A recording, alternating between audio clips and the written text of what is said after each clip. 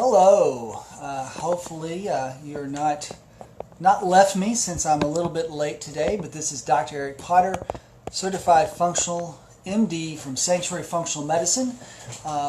We are going to be doing a Facebook Live today talking about the benefits of sauna therapy and Sanctuary's new sauna therapy program. So I'm going to give people a few minutes to get on here and watch us today, but we'll just take a few minutes to talk about what sauna is. We will work through some of the benefits and some of the special ways that we are doing sauna that you may not find elsewhere, mainly medically supervised. So with that, we are going to be trying to walk through, answer your questions, and also talk a little bit about the practicalities of how to do safe sauna therapy, what to expect, and some of the things that we've experienced with patients in terms of sweating or not sweating, how long it takes, how hot to get, what to do around the sauna in terms of how to help it benefit your detox. So with that, we've got a few people online. I'm going to go ahead and get started. Anybody can watch this later. It will be recorded, so that way you can come back, listen to my questions again, or if you missed it the first time, hopefully you'll get a chance to see that again. So with that, let's jump into just kind of the basics of sauna. We're talking about sauna therapy. You can do that different ways. It's increasing the temperature of your body to stimulate sweat, and through that sweat to get rid of toxins, through the changing of the temperature also to stimulate your body to have positive benefits in terms of hormones, in terms of metabolic functioning. With sauna therapy, there's some different ways you can do it. You can do a just pure heat sauna where you're going into a room, the temperature goes up, may dry or wet, meaning there's steam that's helping to transfer some of that heat, or you can do infrared sauna. And there's some debates on whether near or far infrared or a combination of the both are the best. I will just get to the point on that one. There's not a conclusive answer. Whoever is selling it is the one saying it's the best.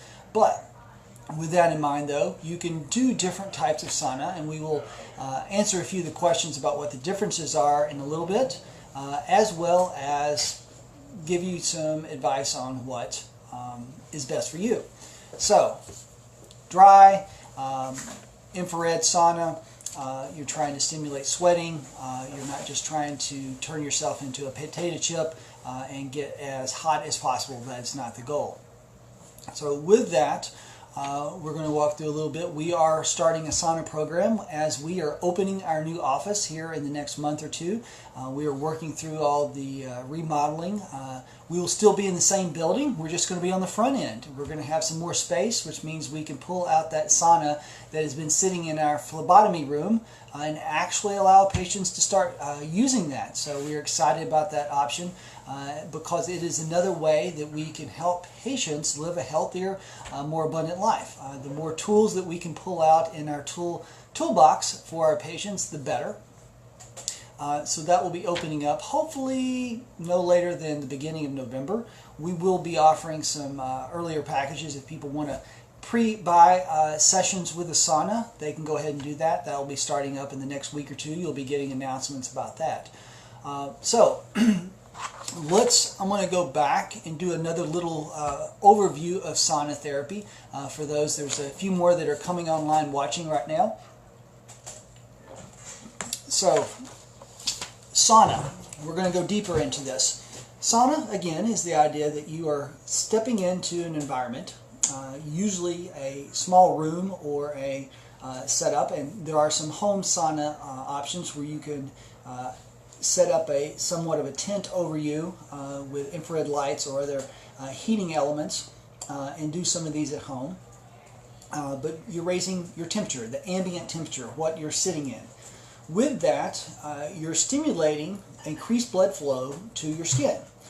So you may, normally your skin gets 5 to 10% of your blood flow out of your heart on an average basis, but that can go up several times more as if you're out in an environment where you're trying to get rid of excess heat internally, it's too hot.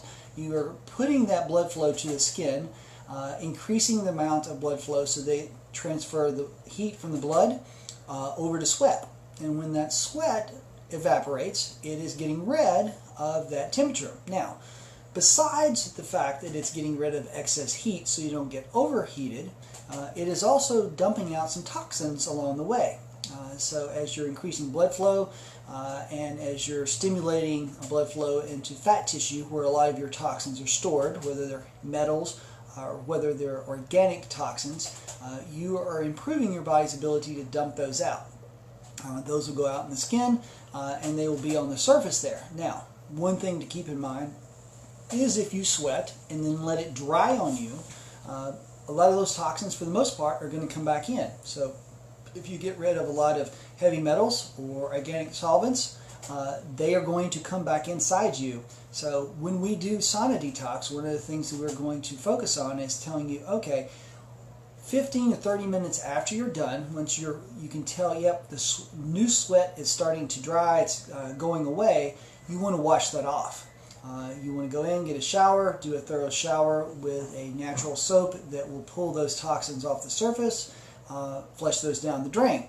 The clothes that you have on that have that sweat, you need to wash those. Otherwise, if you're, say, oh, you've got a robe that you wear every time you do sauna, that robe's on and off, on and off, on and off, and you're not washing that, you may be getting some of those toxins back into your body.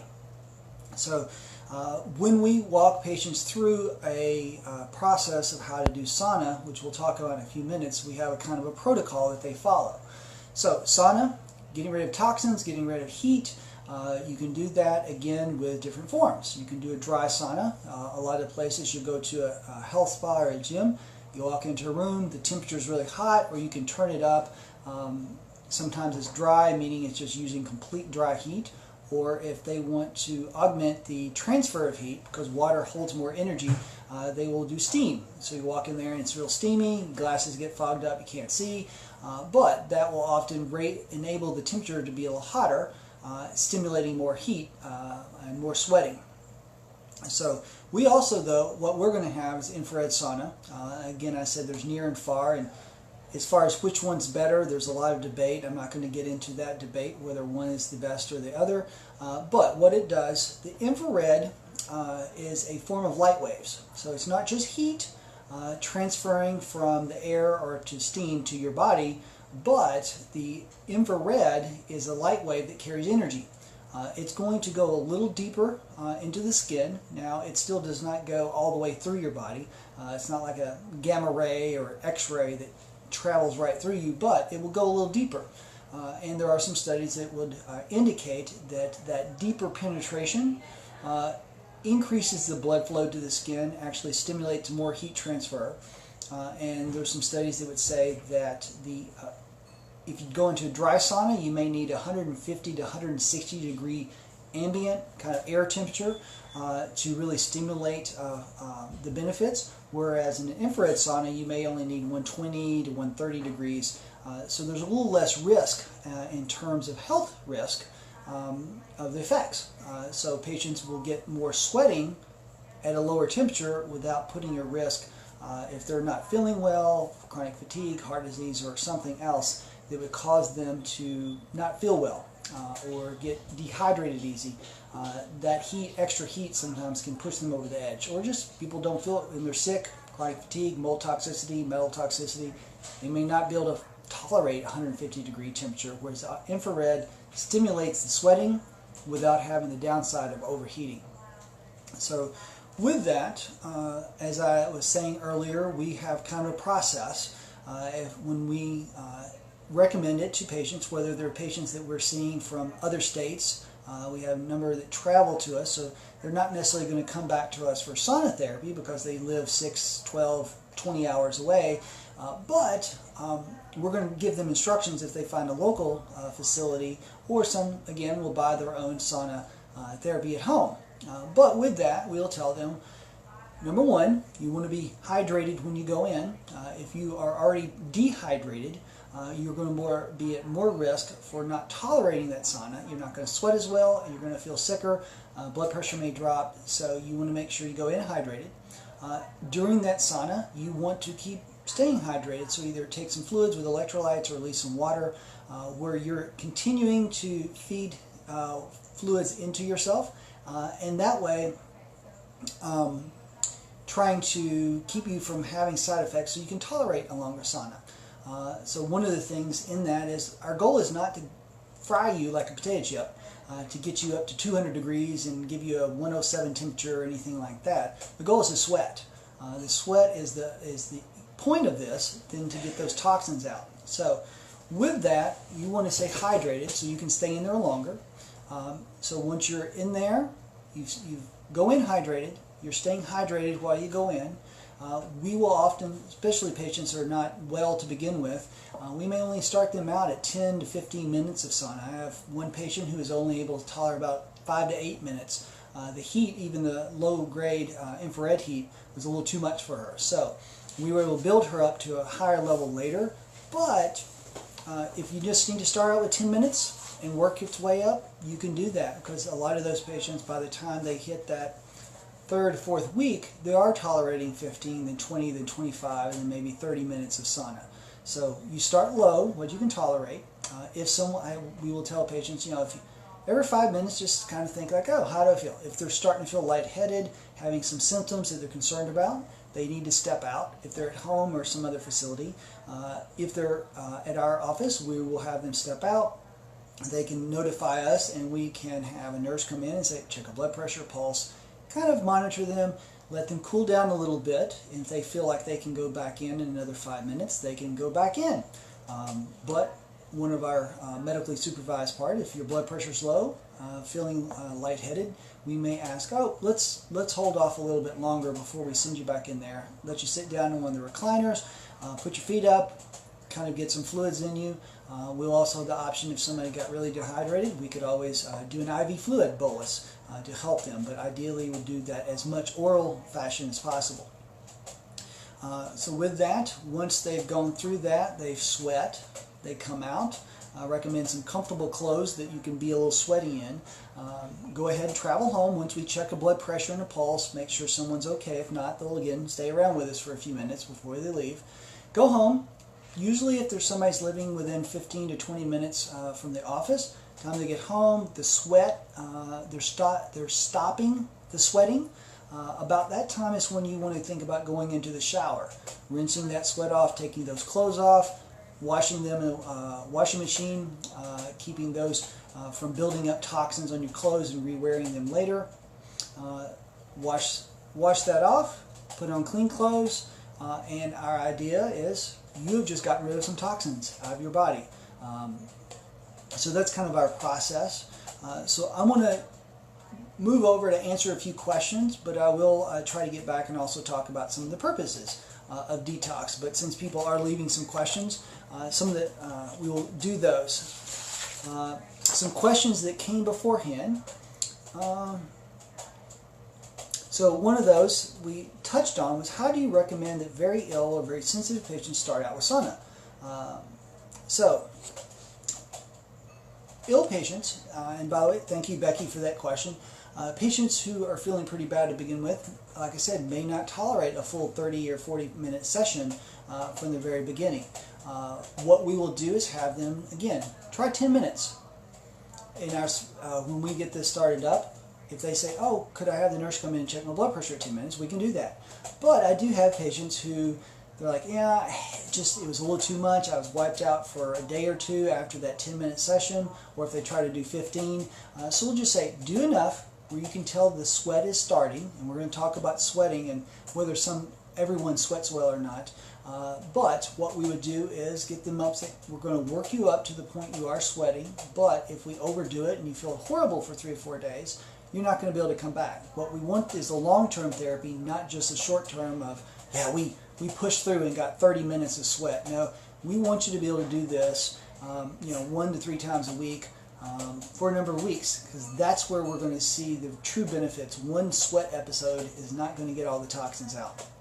So Those ill and sensitive patients, we will start lower, just ease into things. And if we have somebody who's like that, we can customize those packages so you're not wasting a whole 30 or 45 minute session for 10 minutes.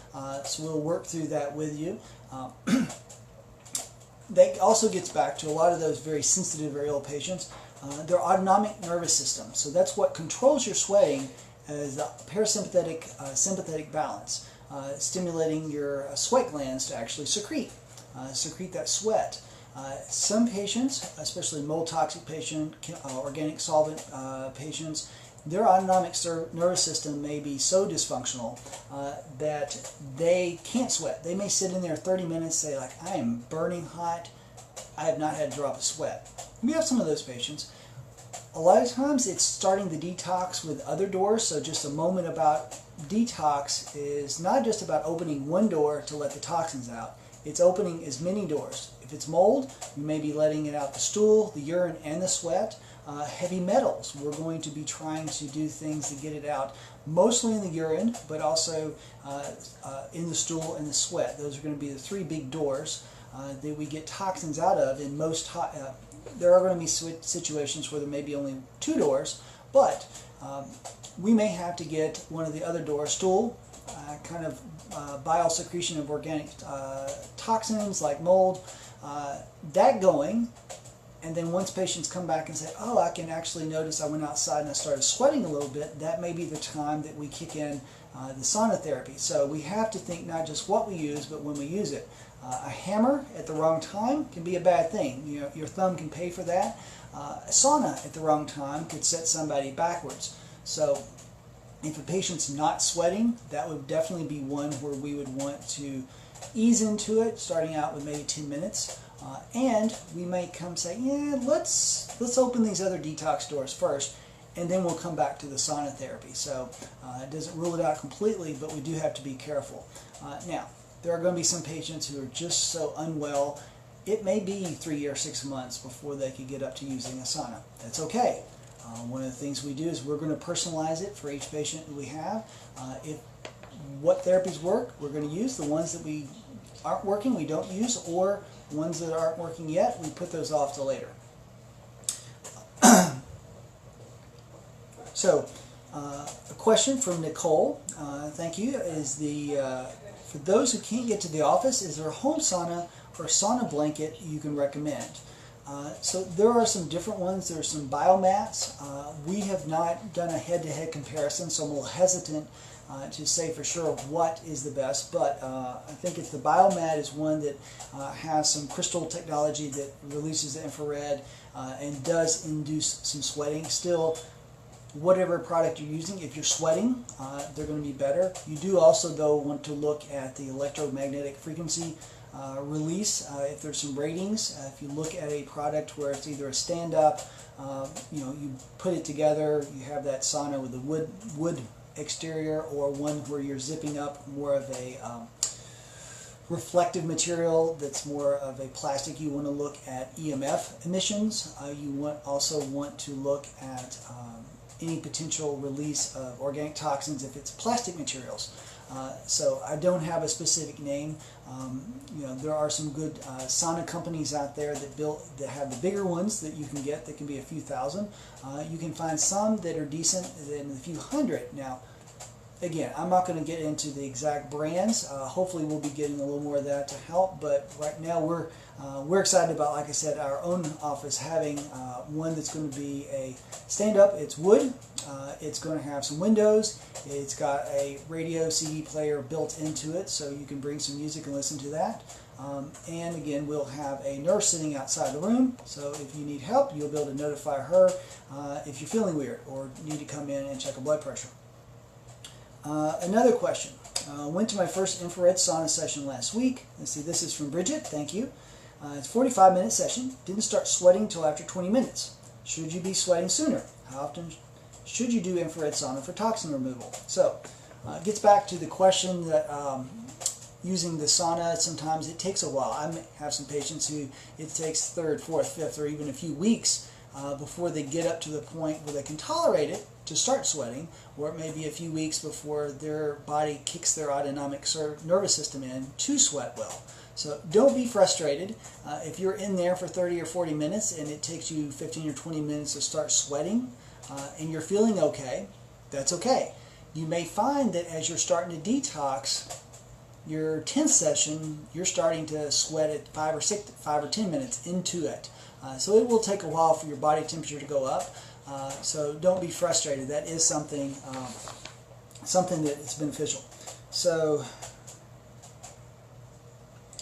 another question. We bought a far and near infrared sauna about a year ago.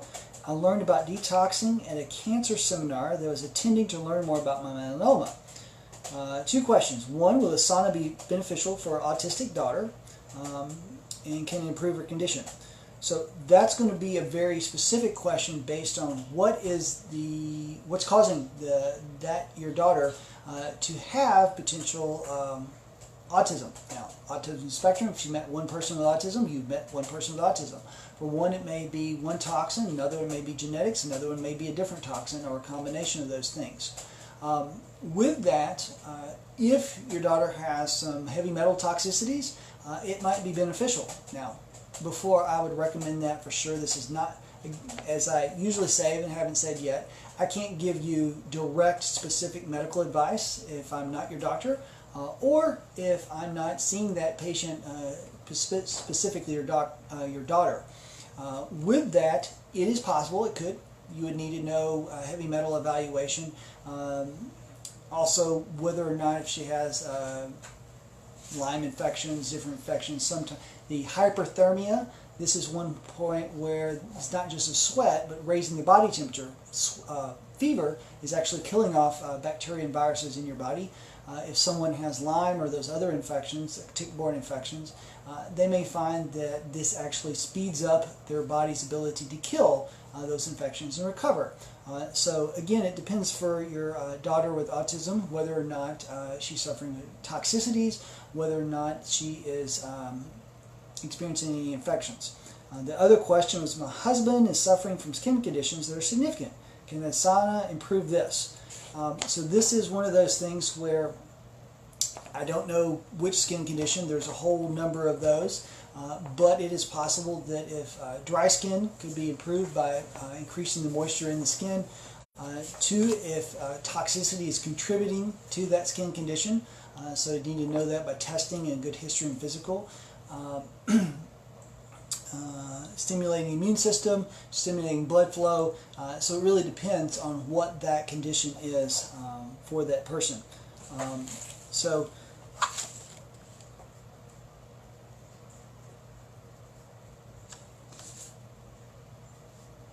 So let's take a question from Lindsay about suspect some of my kids may have MTHFR and was wondering if I could use it to help stay healthy. So far we've been talking about more disease conditions, toxicities, things like that, where sauna can be beneficial. You're sweating things out. I did mention the fact that hyperthermia, actually raising your body temperature, can be beneficial for some infections, helping your body attack those infections better than others. Now, then there's some other areas where there's been some proven benefits. With congestive heart failure, you think, oh, you don't want to drop their fluids too low, you might make them sick. Actually, there's been some studies where it shows improvement in congestive heart failure, lowering some labs, subjective symptoms. Not everything they measured improved, but congestive heart failure patients can have some benefits from sauna therapy. Now, looking at children, or let's talk about adults in general. You do or do not have some specific illness, disease, syndrome, whatever it is. There are some benefits as far as improving blood flow. A lot of patients find symptomatic benefits with fibromyalgia or just chronic pains.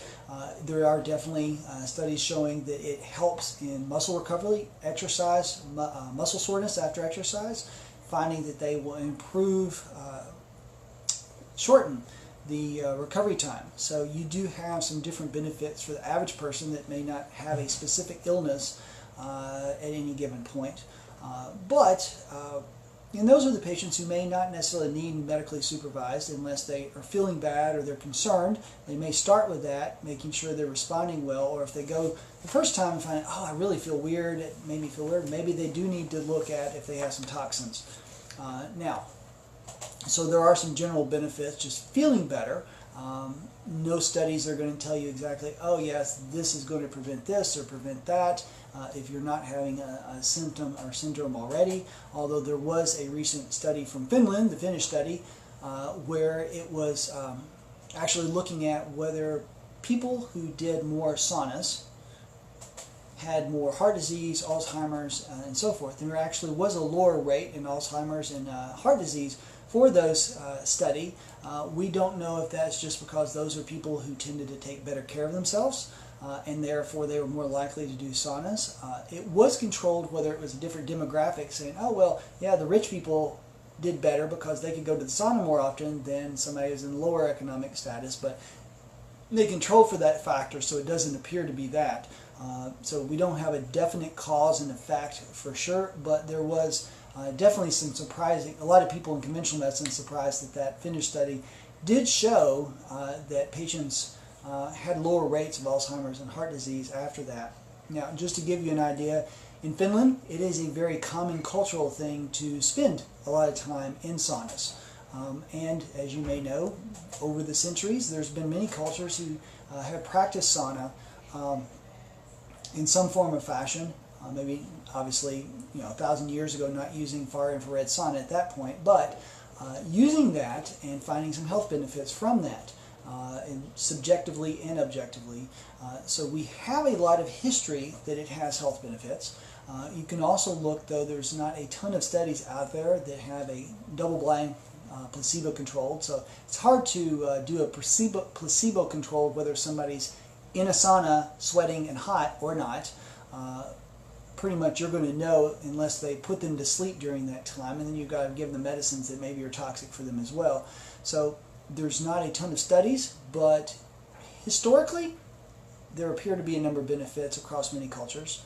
Finland study seems to corroborate that, and there are a number of anecdotal cases where you can look across the different natural health functional medicine clinics across the nation and across the world who incorporate that and find benefit in treating their patients, detoxing, treating various symptoms.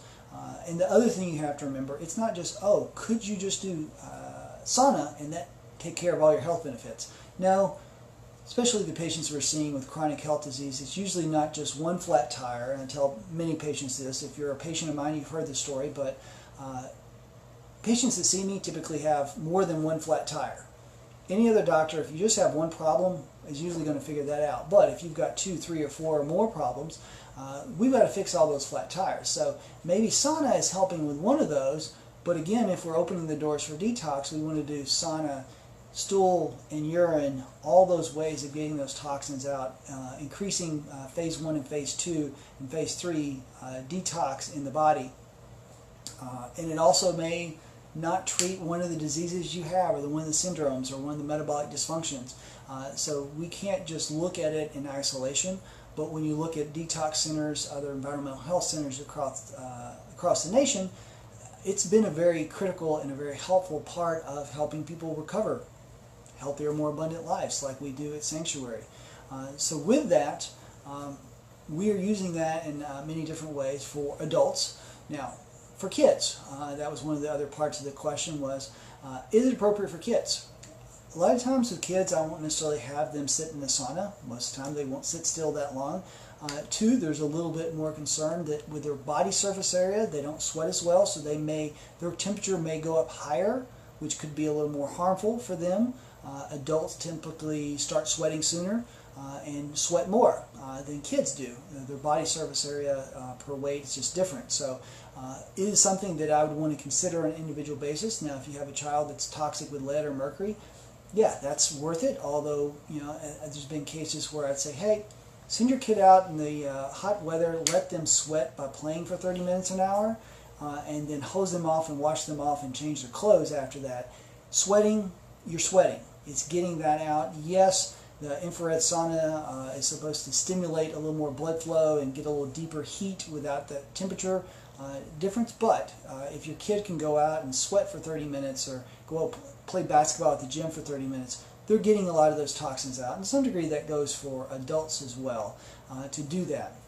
So it's, as far as related to MTHFR, it's still more to do with whether somebody's got toxicities or do they have an infection that might benefit from hyperthermia treatment. Another question is from Nathan. Are gym saunas safe, or groups of people sweating together? And then another, let's take the question one at a time. So are gym saunas safe? It depends. If they've done a good job of cleaning that, if you have a sweaty, wet sauna that's not cleaned well, mold can grow there. We take care of a lot of mold patients, which I'll be talking about at the Health Expo coming up on the 22nd.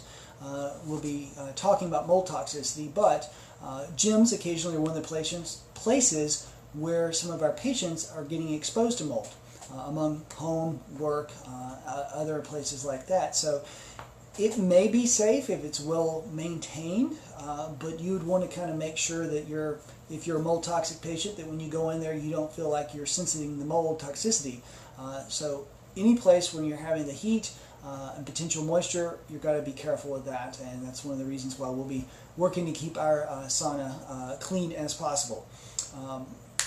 Another question just about groups of people sweating. So, if you're sitting there, you're not the sweat unless somebody's dripping on you, probably not going to be a problem for you, or if you're rinsing off afterwards anyway. But again, my concern more is that wet, hot environment where mold might be growing. And the more people, the more sweat, the more moisture, more heat, the more likely that is to happen. And then are all the toxins just on the skin? So as far as getting rid of toxins, you are increasing blood flow. There are some that have theorized that as you're increasing with infrared sauna, and one of the claimed benefits is increasing blood flow to subcutaneous fat, where you're storing a lot of your toxins, actually gets more of the toxins out. And one of the reasons why some people feel worse with sauna is the fact that they're mobilizing toxins before their liver, urine, phase 1, 2, and 3 liver detox mechanisms are ready to handle it. So yes, the toxins are on the surface, but there's probably the fact that yes, they are getting in the bloodstream, and you don't want to, if you just try to open the sweat door first as far as getting rid of toxins, you may find that you're making people feel a little sicker. So it's why we, even once we get our office up and running with the medically supervised sauna, we're going to have people start those other things before we go down to the down the road of starting with. I would not start with sauna, I guess is the easiest way to put it.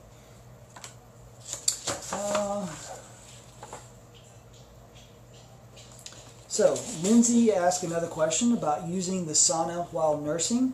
So during nursing or during pregnancy, definitely not during pregnancy, I can say that there are some potential, they're not proven, they're in animal studies, that excessive heat during gestation can trigger birth defects, can cause some deformities in the child. So one of the reasons why you see all those signs to a sauna or at a hot tub is they say, oh, if you're pregnant, you want to consult your doctor or avoid this. So there is some legitimacy. It's not definitely been proven in adult and humans, but in animals it's definitely an issue. Now during nursing, my big concern is somebody is very toxic, a lot of toxins in their body, and they do mobilize some of those. The breast milk is one of the best ways women can detox, is do nursing, breastfeeding, because you will end up sharing a lot of those toxins with your infant. So I can say I don't have a study that says for sure, but I would not recommend doing significant sauna therapy during nursing. I would wait until someone is finished with that, or I would be pretty confident that their other detox mechanisms can handle that and not dump that into the breast milk, because obviously the infant is not going to be able to handle those toxins as well. So we are getting, we've got a few more minutes. Today's going to be a little bit shorter just because of the fact that my patient schedule. So what I want to do is answer this question and then try to wrap things up with a summary. But Jean is, what about adults who do not sweat or sweat minimally and tend to retain fluid in the heat? Sauna is not a good idea, question mark. So, as I said a little bit before, is if your autonomic nervous system is not functioning, a lot of times we can start detox and get that functioning. However, sometimes patients, say for postural orthostatic tachycardia syndrome, or they've had some other autonomic nerve damage, either from a physical injury, from a toxin, or from vitamin deficiency. Sometimes, sauna is not going to be right for everyone. That's much of the medicine that we do here at Sanctuary is we are trying to find the right tools for the right patient. We try some different tools. Sometimes we try a tool and determine, that's not the right one. So there are going to be conditions where, yes, if you're swelling somewhat with the sauna, it is you've increased the blood flow to the skin. But if that, rather than that extra fluid, rather than coming out in the sweat, is kind of building up subcutaneously, you may just, feeling puffy. So that may be, again, that your autonomic nervous system is not triggering that next step to the sweat glands to start pumping out with that. So let's take a minute to wrap up a little bit about sauna therapy. So from an overview, the main goal is stimulating sweat. Although in some situations with infections, stimulating heat, hyperthermia to help kill off infections is also beneficial.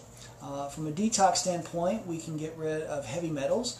There's some good studies, a number of those, that shows that we do have a significant amount of heavy metals that come out in sweat compared to urine, when they've compared urine, blood, and sweat. However, you can't just do it with one. It is something that 10, 20, 30, probably more in the 20 to 30 sessions of solid sweat. Now, if you do a session, you're only in there for 15 minutes and only have a few drops of sweat, we're not going to give you full credit for that. But if you get 20 or 30 good sessions of true sweating, and you're replacing the other electrolytes in there, you're going to see lowering levels. Again, not the only door you want to open up for getting rid of toxins, but you're going to see lowering levels of the lead, mercury, cadmium. You also have to be careful at the same time, though. We'll make sure patients are getting the other good minerals. You lose salt, you lose some zinc, you lose some of the other minerals out of the sweat, so you don't want to just put back in water because you're diluting things out. But we can help patients with a detox there. You want to do that in kind of a process. If you're sweating and overdoing it, making yourself feel miserable, it's not really helping. If you're sweating and letting that dry on you again and reabsorbing the toxins, maybe you felt better just enjoying the heat and a little quiet, hiding in the sauna room from your kids for an hour. But if you're reabsorbing the toxins, the detox part's not getting any benefit out of that. You want to wash off afterwards. And as far as someone else, I think, asked, I don't think I answered this, but how often? You can do that several times a week. A minimum, if we're getting somebody in a program, would be 2 to 3 times a week. If somebody's tolerating that, a lot of our sick patients may only tolerate once a week or twice a week at the most for a while. But working up to where you're doing 2 to 3 times, maybe 4 times a week, really is going to get those toxins out faster. So that if you did 3 times a week over 10 weeks, you've got 30 sessions. You've got a pretty good chance that you have contributed to lowering your toxin load. There's the different types. We have an infrared sauna that is helping to theoretically get a little deeper heat without having to go as hot. Now, there's some debate over that. I'm not going to get into whether you like Coke or Pepsi, whether you like Ford or Chevy. They both have benefits. It's and whoever did the study, you're going to see a little better benefit for their side versus the other. But all of them do agree that there are benefits for that. So with that, again, in the next week or two, we'll be opening up opportunities for patients to get sauna packages where you can buy 10 sessions. And we can schedule those out. And like I said, if they're sensitive, we can start those in smaller increments. If there's 30 to 40 minutes, you can do those as well. If you're not a patient, we will work towards having a way that you can get a part of our system. This is going to start out for our patients, but over the coming weeks we will open that doors a little wider. You can come in, get evaluated, make sure that you are able to tolerate that. We don't want anybody just to walk in and pass out in our office, but if you do feel lightheaded, we will have the ability to monitor you and check your blood pressure and have a nurse and also a medical clinician there in the office to help you with that. Before I go, I do also want to just mention earlier, but just the fact I'll be talking about mold and its toxic effects on your health at the Middle Tennessee Natural Health Expo on Church of the City on the 22nd of this month. It'll be from 9 to 3. I'll also be hanging out a booth there where if you have some questions about sauna, MTHFR, mold, hormones, all the different things that we deal with, functional medicine in general, I'll be there trying to answer some questions. So if you just wanted to, had a burning question and you're not a patient yet and you want to just meet me and my staff, we'll be there to answer those questions. I'm trying to think anything else. If you want to know more about Sanctuary, Stephen or Sam, they take phone calls and help patients get introduced to how we do things, both mainly from how our programs work, but also get you plugged in to answer some questions about the clinical issues we can help with. Their best number to do that is 615-815-5941. That will give you an idea of, would this be a good fit? Or if you would just like to come out and hang out with us at the Health Expo, that's great. If you're like, I want to visit, but maybe I'm not sure I want the whole program, we do have introductory visits where you can at least have that interaction and we can kind of give you a plan and you can say, I want to go forward with that plan, and we can walk you through what health restoration for your life at Sanctuary towards a healthier, more abundant life might look like. So with that, I'm going to close. I'm going to close for the day. But we will be talking.